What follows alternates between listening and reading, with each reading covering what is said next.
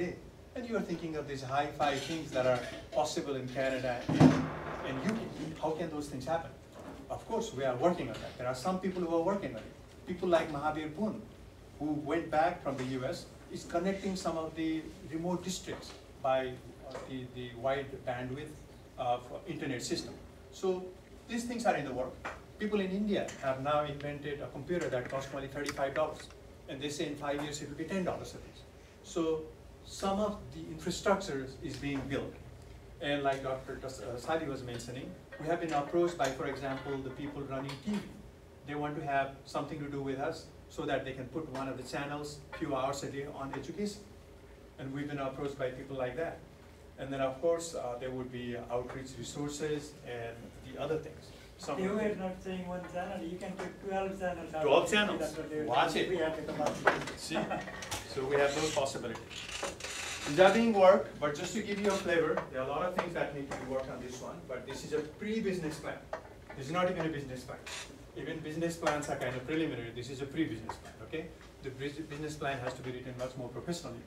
We are thinking about both graduate and undergraduate degrees and diplomas, even certificates. There will be bachelor's, there will be associate degrees, vocational education, there will be dual degrees, undergraduate diplomas possible. Initially, we might have education. These are some of the things that the people that Pramod described, that Drona described, the people who are kind of left out of the filter of education, filter of financing, the people who could not really make it, people who cannot really move it.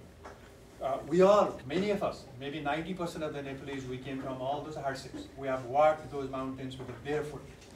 I started my education in 5th grade. I'm sure that many of the Nepalese people did the same thing because 40, 50 years ago, even in Canada and the US, many problems. In Nepal, we were still walking in the jungles. So people have problems, and we're trying to kind of reach to those kind of areas. And important for them to get job outside, to get job in Nepal, and to contribute to the society. At least initially we can focus on education so that they can teach. That's something extremely important. The students, they can, the finance and management is going to be extremely important. Rural technologies, engineering and IT, mathematics and science are some of the fundamental initial disciplines that we are contemplating through the Open University of Nepal. Okay. The Pramod mentioned a bit about the targeted groups, and Rona also mentioned some of them. There are people who are employed by the government. They have, some of them have high school education, some of them are dropped out. They're still teaching in school.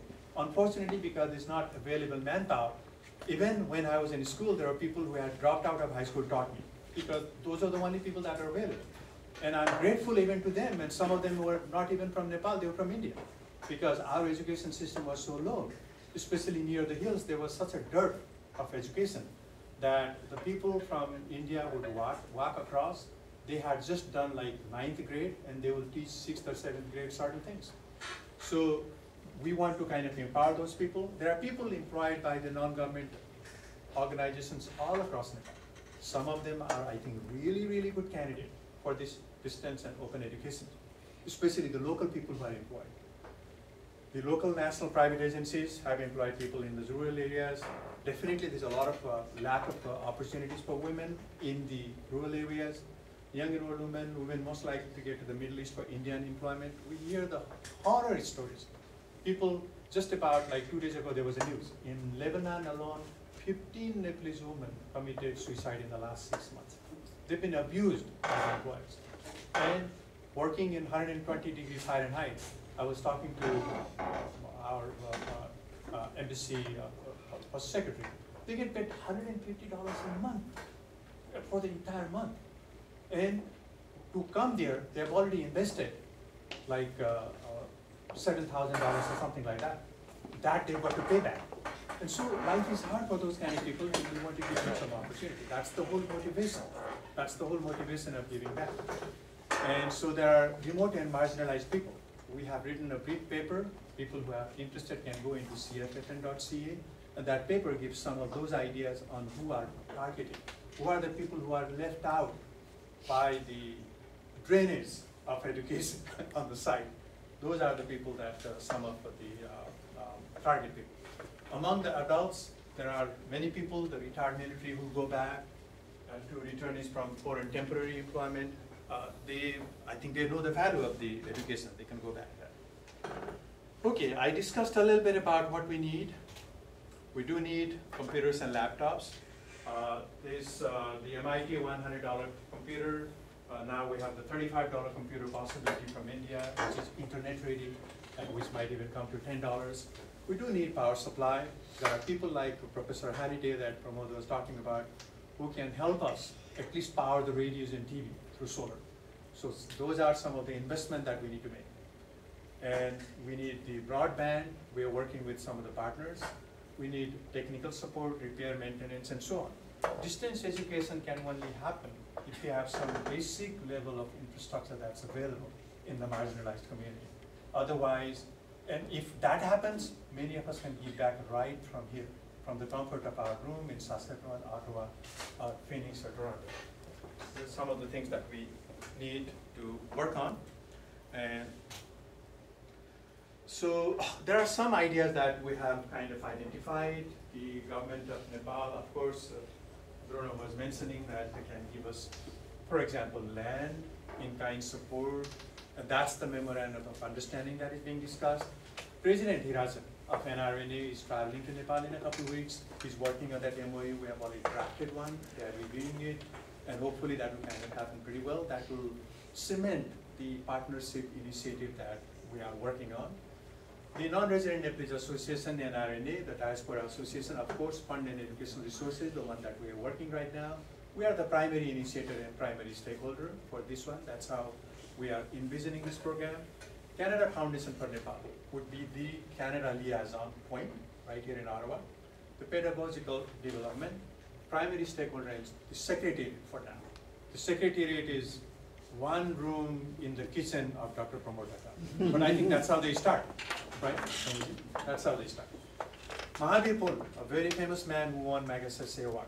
He is one of our heroes. People, one of the diaspora guys who had a good life in Nebraska, returned back to the rugged mountains of Nepal and doggedly worked for 10 years and actually brought $1 a person from people and then got fundraising and connected those 22 of those, I think, remote districts with the internet bandwidth. That's amazing. So I remember someone, the Israeli prime minister, saying that to be a realist in Israel, you have to believe in miracles. I think to be a realist in Nepal, you also have to believe in miracles. And there are people who have been providing miracles. As a matter of fact, last time when we had an NRNA, the conference in Kathmandu, they brought 5 people who had done amazing work, educating the women and their children in jail, getting people out of drugs. Believe it or not, the young people in the cities in Nepal are as bad as here in terms of drugs. So there are someone who returned from America, Mr. Jha, and he worked for like a couple of years to get the people out of the drugs.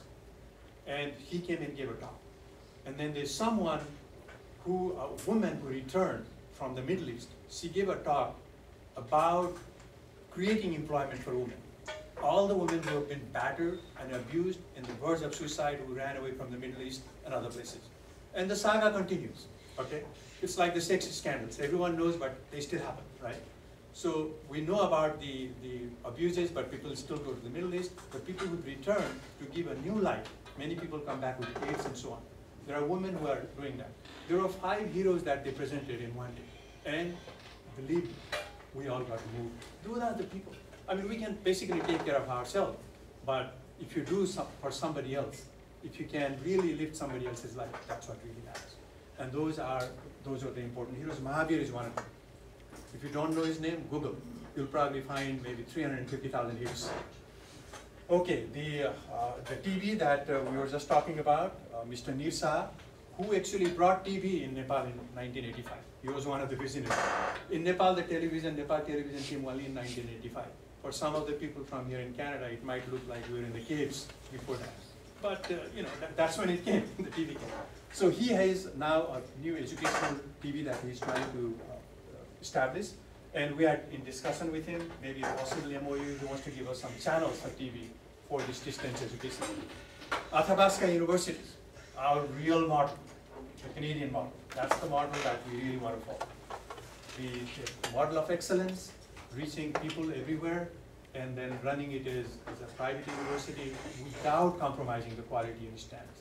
That's our motto, that's our model. University of Houston has committed that they will assist us in program development. They were very kind. They came and spent some time with us in Houston, so they are going to be another partner of ours. Okay.